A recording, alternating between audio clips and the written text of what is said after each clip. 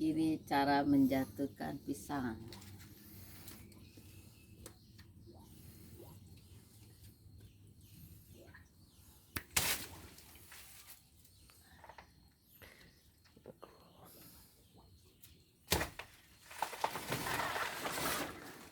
Tuh gini caranya nih.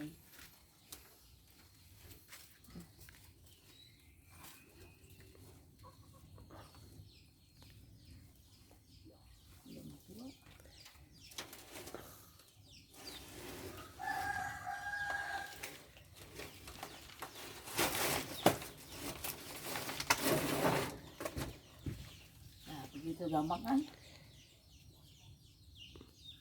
Tinggal ngambil pisau dan potong pisangnya.